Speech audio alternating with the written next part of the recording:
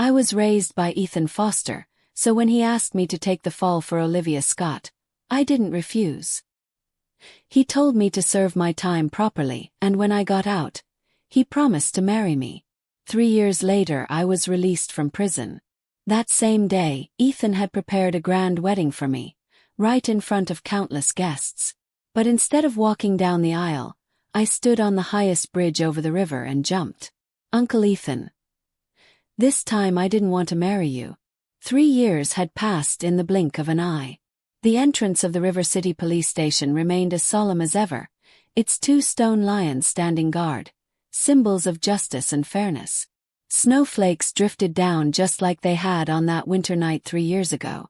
Back then, I had been an enviable top student at university. But overnight, I became a murderer feared by everyone. That day was my 18th birthday, an age where one is legally an adult but far from truly mature. Olivia had been furious that Ethan threw a private birthday celebration just for me. In a fit of rage, she drank too much, got behind the wheel, and killed someone in a drunk driving accident.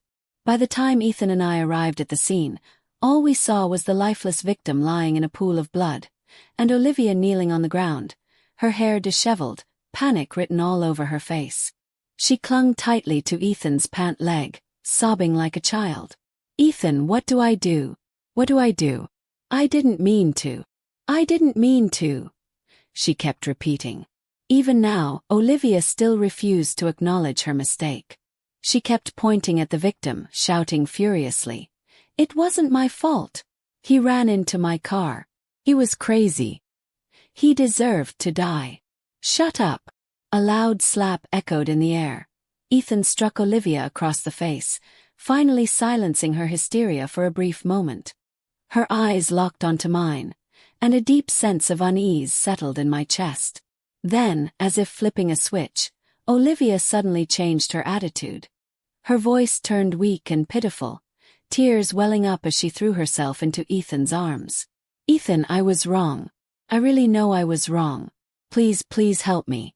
I don't want to go to prison. I don't want to die."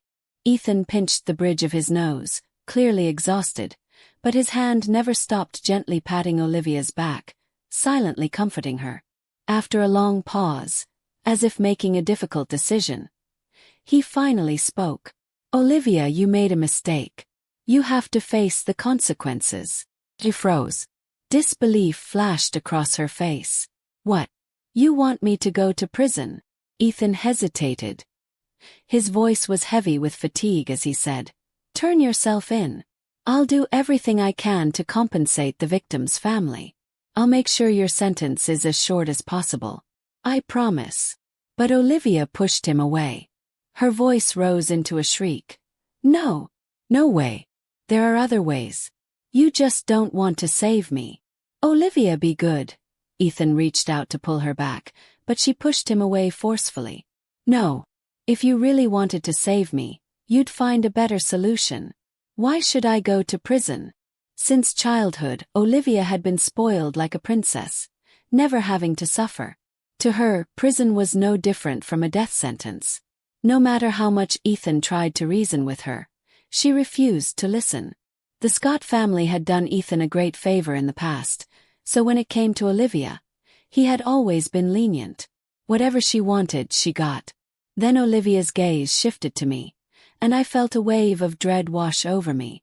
A slow, malicious smile curled on her lips.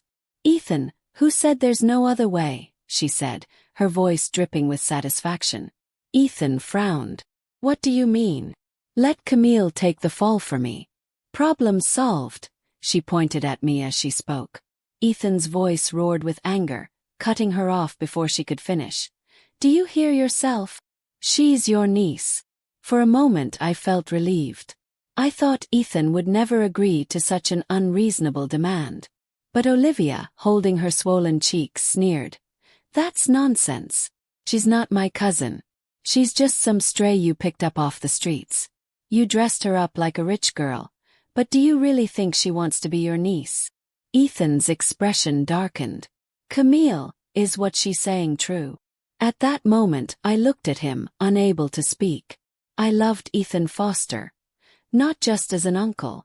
But I never expected Olivia Scott to notice my feelings. Camille, am I right? Olivia continued smugly. Don't you like my brother? If you take the fall for me, I'll approve of you two being together. I'll let you marry into the Foster family. Her voice was laced with satisfaction. You wouldn't refuse to do me this small favor, would you? My marriage is none of your business. Ethan cut her off coldly. This time you have no choice. You made a mistake, so you have to turn yourself in. Serve your sentence properly. For a moment, I thought Ethan was finally being fair. For once, treating both Olivia and me equally. But how could I forget? I was just a stray he had taken in. Raising me until I was 18 was already more kindness than I deserved. The sound of sirens blared in the distance. The police were getting closer. Olivia did what she always did. She played the victim. Ethan, didn't you promise my dad you'd take care of me for the rest of my life? She clung to him, her voice trembling. Ethan hesitated. And in those few minutes of hesitation, the police arrived. The rain was pouring that night. A landslide had recently damaged the roads in the area, breaking the barriers. The security cameras hadn't been repaired yet. The rain washed away most of the alcohol scent on Olivia, leaving only the faintest trace. But as for me, she had poured the remaining half-bottle of red wine from the car all over my face, clothes, even my mouth and nose. Ethan stood there watching everything she had done to me, stunned into silence. Because he owed her. Olivia's father had died saving Ethan's life. That debt weighed on him. Why didn't I resist? 'Cause I owed Ethan too. When Ethan picked me up from a pile of garbage, I was barely alive. If it weren't for him, I would have died long ago. He saved me, raised me for 8 years, gave me food, shelter, and the best education. When he remained silent, allowing Olivia to do this to me, I stood it. It was time for me to repay my debt. The rain mixed with the wine, blurring the lines between the two. I couldn't tell which scent was stronger. By the time the police arrived, the alcohol smell on me was overpowering. The 3 of us were taken away. Ethan had no trace of alcohol on him. Olivia had only the faintest amount. But me, I reeked of it.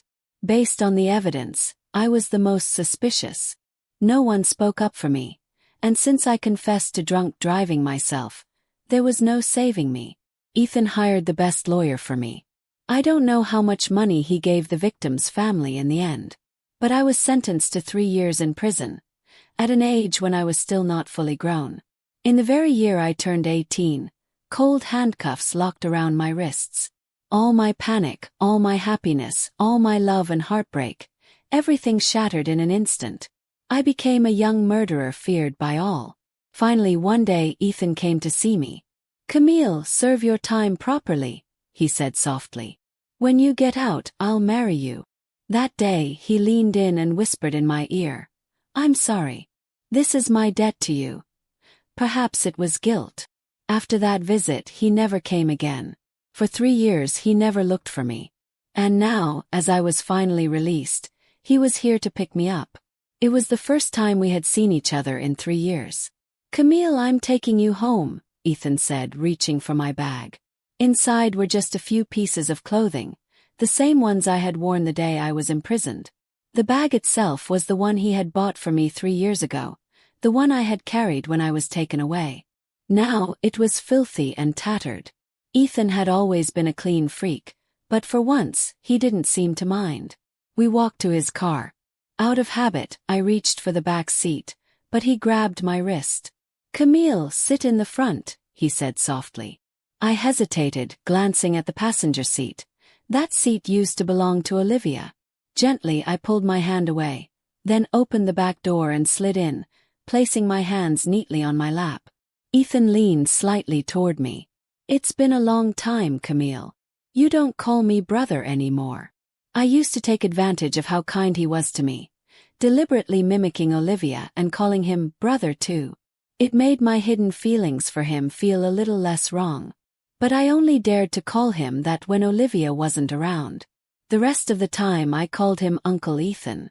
Ethan was only 8 years older than me. When I was 10, the 18-year-old him took me in.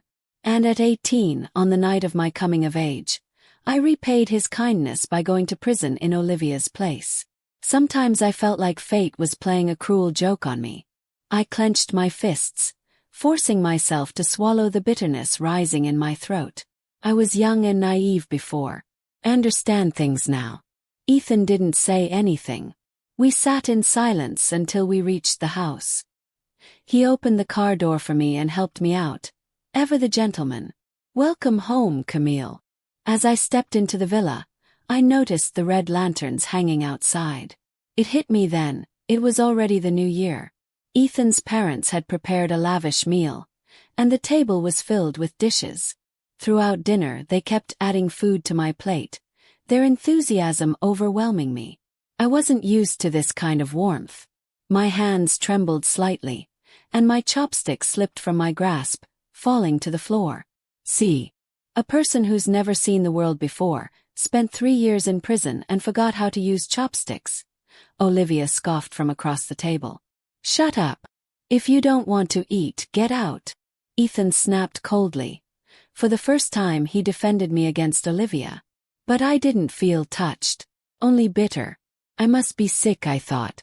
Ethan's mother, sensing the tense atmosphere, quickly changed the subject. She smiled and turned to me. "Camille, now that you're out, we should start preparing for your wedding with Ethan. Picked a few good dates. Later you can take a look and choose one. We'll pick the most auspicious day." Ethan's father nodded in agreement. "That's right. A wedding is a big deal. We can't be careless about it." Then he turned to Ethan with a stern face. "After you two get married, you better treat Camille well. If you make her suffer, I'll be the first to come after you." Ethan chuckled and promised, "Yes, Dad. I'll take good care of Camille. I won't let her be sad." But before he could finish, I interrupted him. I knelt before his parents. Gasps filled the room. "Camille, what are you doing?" Ethan's mother exclaimed. "If you have something to say, just say it. Don't kneel like this." Ignoring their protests, I bowed 3 times, my forehead touching the floor. It was my way of repaying them for raising me all these years. "Mr. and Mrs. Foster," I said, my voice steady. "Please forgive me. I can't marry Ethan. I respect him deeply, but I don't love him." Ethan's hand, which had been reaching toward me, froze. A trace of pain flickered in his eyes. "You don't love me anymore?" he asked quietly. "Maybe I did once," I admitted. "But not anymore. Not even a little. All I feel now is resistance. An icy, suffocating resistance." "Uncle Ethan," I said, meeting his gaze. "I never loved you. If I ever did anything to make you misunderstand, I'm sorry. I'll change from now on." "Who asked you to change?" Ethan's voice rose sharp with frustration. His eyes were red, but I found the sight unbearable. I heard my own voice, firm and unwavering. "Uncle Ethan, I've repaid everything I owed you." Silence fell over the dinner table, thick and suffocating. The meal continued in a tense atmosphere, and Ethan excused himself early, going upstairs to rest. I watched his retreating figure as he climbed the stairs, noticing the slight unsteadiness in his steps. Everyone thought I was ungrateful. After all, so many women would have killed for the chance to marry Ethan Foster. And yet I rejected him, in front of everyone. Even later that night, when I went downstairs for a glass of water, I ran into Olivia. She sneered at me, arms crossed. "Camille, who do you think you are? You think spending 3 years in prison makes you worthy of marrying my brother? What's there to be picky about? You should be grateful for the chance." I poured myself a glass of water and drank it in one gulp. Then I chuckled coldly. 3 years in prison," I murmured. I set the glass down and looked her straight in the eyes. "If it was such an easy thing to do," I said quietly, "why didn't you go instead? Maybe that way you could actually marry him." I had no intention of arguing with Olivia any further. I just wanted to go upstairs and rest. But she clearly wasn't ready to let me go, continuing her taunts. "Do you think everyone is like you? falling for their own uncle. How shameless. I let out a small, bitter laugh and turned to look at her. Her eyes burned with jealousy and resentment, like poison bubbling beneath the surface. And liking your own brother makes you any less shameless? Yes. Olivia's face twisted in anger. She thought she had hidden it well, but her emotions were obvious. I hadn't wanted to argue with her, but I couldn't suppress the frustration building inside me. I knew I couldn't do anything to her, but I still wanted to break her arrogance, just a little. I may not be Ethan's biological niece, I said calmly, but you are his sister in every legal sense, aren't you? She had been formally adopted into the Foster family. It had been publicly announced. The Fosters acknowledged her as one of their own, even granting her shares in the company. From that moment on, she officially became the Foster family's daughter. It was Ethan's father who had made this decision, to repay the debt he owed to Olivia's father, who had sacrificed his life to save Ethan. Legally and publicly, Olivia was Ethan's sister. But she never wanted to be his sister. She had feelings for Ethan, and because of that she had always despised me. She knew I loved him too, so she made sure to target me in every possible way, always when Ethan wasn't looking. That night, after I changed into my pajamas, I suddenly heard a knock on the door. I thought Ethan was angry. I never expected him to come looking for me. "Camille, are you asleep?" His voice was softer than usual. "Can I talk to you?" "Not yet," I answered quietly. The door wasn't locked, so Ethan walked straight in, out of habit. I stood up immediately, my arms hanging stiffly at my sides, fingers curling slightly, a defensive posture I had unconsciously developed in prison. Ethan's voice was gentle now, no longer cold and distant as it had been before. "Camille," he said, "I warmed some milk for you. Drinking it will help you sleep better." "Thank you," I said instinctively, reaching out. But as my fingers brushed against his, my grip faltered. The glass slipped from my hand. Milk splashed onto the floor, the glass shattering. Panicked, I immediately crouched down to pick up the shards. I'm so sorry, Uncle Ethan. I didn't mean to. I didn't even realize when my tears had started falling. Ethan pulled me into his arms, holding me tightly. "It's okay," he murmured. "It's okay, Camille. I'm here." His embrace was warm, steady. I tried to push him away, but he held on, his grip firm. Because I was wearing short sleeves, he saw the scars on my arms almost instantly. "Camille, what happened?" "Nothing," I said quickly. I slipped. "It's nothing." I tried to ignore the memories clawing at the back of my mind. "Tell me, Camille." Ethan's voice was low, almost pleading. "Who did this to you?" "Don't." My thoughts spiraled into chaos. My breathing became uneven. I muttered mindlessly. "I'm sorry. I didn't mean to. Please let me go. I don't love you anymore. It hurts so much." "Camille, wake up. Do you want some water?" When I woke up the next morning, I was lying on a cold hospital bed. The first thing I saw was Ethan. The moment our eyes met, I instinctively curled up, retreating toward the wall, my body tense with defense. "Why am I here?" Ethan looked at me, guilt written all over his face. His voice was hoarse. "You passed out last night. I brought you to the hospital." I lowered my head, resting my forehead on my knees. Unable to meet his gaze, I was terrified that he would ask me about my scars. I knew where they came from. The prisoners in there had taken money. Money that Olivia had given them. A lot of money. Enough to ensure their families would never have to worry about food or shelter. Enough that they were willing to stay inside longer, giving up any chance of early release, just so they could torment me. Bribing people in prison wasn't easy. Some of them were already due for release. Yet they still chose to stay. That meant Olivia had spent an unimaginable sum. And where did she get all that money from? Ethan.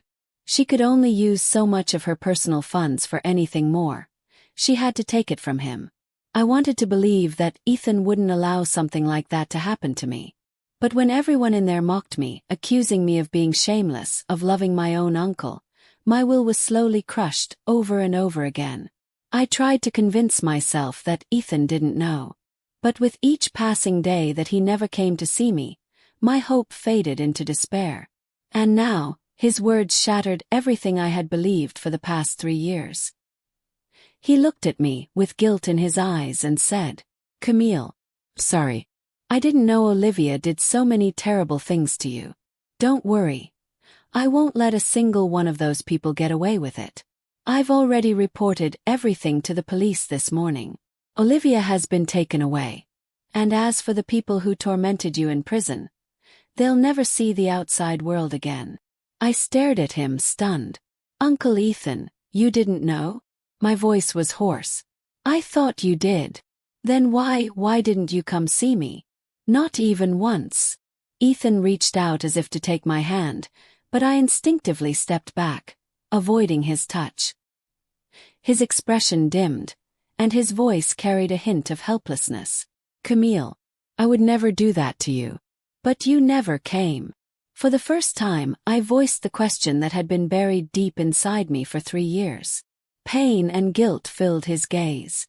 His voice was strained. "I'm sorry. I didn't know how to face you. So that was it.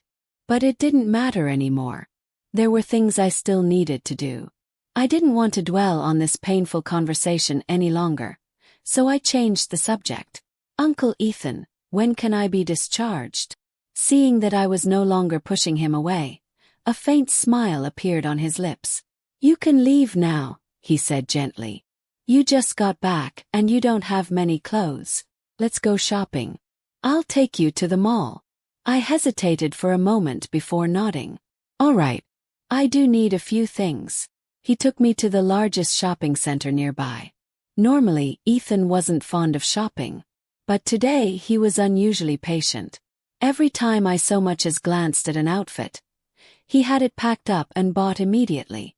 Before I knew it, he had already bought me more clothes than I could ever need. But all I felt was burdened. No matter how much he tried, I couldn't bring myself to be happy. I knew something inside me was broken. Deeply, irreparably broken. Maybe I would never be able to heal. I wished time could turn back. I wished I had never met him. I wished he had never saved me. Then there wouldn't have been so much pain between us. As we stepped out of the mall, 5 or 6 middle-aged people stormed toward us. Their faces were filled with rage, their hands clutching bags filled with vegetables and eggs. The moment they saw me, they hurled their eggs straight at me. "You murderer! Why don't you just die? Give me back my son! Give me back my son!" I understood immediately. They were the family of the man Olivia had killed that night. The eggs cracked against my head. The sticky, rancid yolk dripped down my face. Ethan shielded me with his body. His deep blue suit was soon covered in smashed vegetables and rotten eggs. He held me tightly in his arms, whispering, "Camille, it's okay. I'm here." But all I could hear, all I could see, was that winter night 3 years ago. The lifeless body covered in blood. Olivia kneeling on the ground, crying. Her voice telling me to take the fall for her. And then the prison, the screams, the insults, the contempt. She's disgusting. Falling for her own uncle. Aimless. I wonder what kind of parents raised a girl like her. She must have done something awful to end up in here. If I had a daughter like that, I'd rather die. Their hands grabbed at my clothes, tugging at my pants. Let's see if she's really as innocent as she pretends to be. Didn't expect her to still be clean, huh? Why are you crying? You think you're better than us just because you're young. You're just as filthy as the rest of us. That night, my 18th birthday, became my eternal nightmare. The girl I once was, Camille, full of life and hope, died that winter. I didn't even realize Ethan had carried me back to the car. When I came to my senses, I noticed the mess I had made. The back seat was covered in yolk and vegetable leaves. My dress was filthy. "I'm sorry," I whispered. "I dirted your car." "It's okay, Camille," Ethan said gently. "I'll have someone clean it later." He was lying. It was filthy, disgustingly filthy. For 3 years, people in prison had done the same thing, dumping their leftover food on me, letting the soup and grease stain my clothes. My pants had been soaked in filth just like this, over and over again. That was why, for years, the sight of food made me sick. I couldn't stomach it. The warden used to say I was lucky that I was privileged, yet I still dared to be picky. The inmates said I was promiscuous, that I messed around with men. The rumors spread like wildfire. People whispered behind my back. Whenever we were let outside for sunlight, everyone kept their distance from me. Don't touch her. She's bad luck. I flinched when Ethan reached out with a tissue to wipe my face, instinctively recoiling from his touch. Pain flickered in his eyes before he pulled me into his arms, stroking my hair over and over. "Camille, you're not dirty," he whispered. "You're the cleanest girl in the world." But kind lies like that didn't bring any comfort. If only I had heard those words back then. I broke down completely, sobbing uncontrollably. My heart ached so badly I could barely breathe. Clutching the front of his shirt, I choked out, "You're lying to me." "I'm sorry, Camille," Ethan murmured. "I was wrong. I won't lie to you ever again." Okay. But it was too late. Too late for everything. Ethan wiped away my tears and kissed my cheeks over and over, whispering, "Don't cry, Camille. I was wrong. I should have never let this happen to you." After that day, Ethan took me to see a psychiatrist. The doctor said my condition had worsened. Ethan hadn't wanted me to know, but I overheard everything. The doctor said I needed family around me, that I shouldn't be left alone. So Ethan started staying with me every day. He no longer buried himself in work. He was rarely away from home. Even when he had to work, he took me with him. Olivia was gone. No one bullied me anymore. Every night, Ethan read me bedtime stories. He watched childish cartoons with me. When a drama made me cry, he cried with me. When I laughed, he was happier than anyone else. His emotions seemed to shift with mine, as if I were the center of his world now. Everything felt too good, too unreal. I knew he was trying to make up for what had happened. But not everything in this world could be fixed. Some things once lost were lost forever. One day, Ethan had to leave on a business trip. He was reluctant to go, hesitant to leave me alone. But whatever he was doing, he clearly didn't want me to know. To reassure him, I pretended I was fine. I promised I'd stay home and wait for him to come back. The doctor also said my condition had improved, that I didn't need constant supervision anymore. Ethan finally relaxed a little. Before leaving, he gave me a list of reminders and even prepared several days' worth of meals, to make sure I wouldn't go hungry. That night I woke up suddenly. I was hungry, but I didn't feel like eating a full meal. I decided to have an apple before going back to sleep. As I peeled it, the knife slipped and cut my finger. I watched the blood well up from the wound. For the first time, I didn't want to stop the bleeding. A thought flashed through my mind. What if I just died? But the thought only lasted for a moment. Before I could do anything, I watched the blood drip from my fingertip, slowly pooling on the kitchen counter. The thought lingered. Just one more cut, a little deeper this time, and I wouldn't have to feel anything ever again. But then I remembered the look on Ethan's face when I told him I didn't love him anymore. It wasn't just guilt in his eyes. It was grief. Like he had finally realized what he'd done, not just to me but to us. And maybe that was the cruelest part of it all. He hadn't set out to hurt me, but he had over and over, each time choosing Olivia, each time letting me believe I was worth less than her, until I started to believe it too.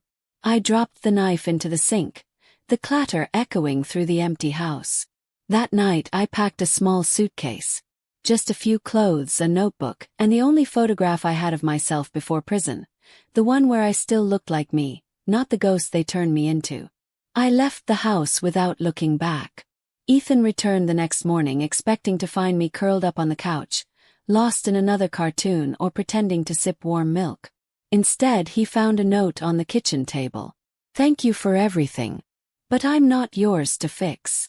He called. He texted. He came looking for me. But I was already gone. I changed my name, moved across the country, and started working at a small bookstore. No one there knew who I was, or who I used to be. I kept to myself mostly, but sometimes when I saw a girl staring longingly at someone she couldn't have, I felt a quiet ache in my chest. But it wasn't pain anymore. It was release. I don't hate Ethan.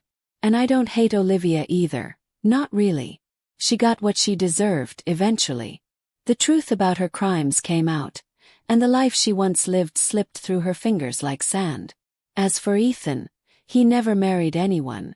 Rumor has it he spends most of his time alone now, surrounded by things that remind him of me. But I'm not waiting for him. Because here's what prison taught me. People can lock you away, betray you, break you, but they can't take your will unless you give it to them. And I took mine back. Not with revenge. Not with anger. But with silence. With walking away.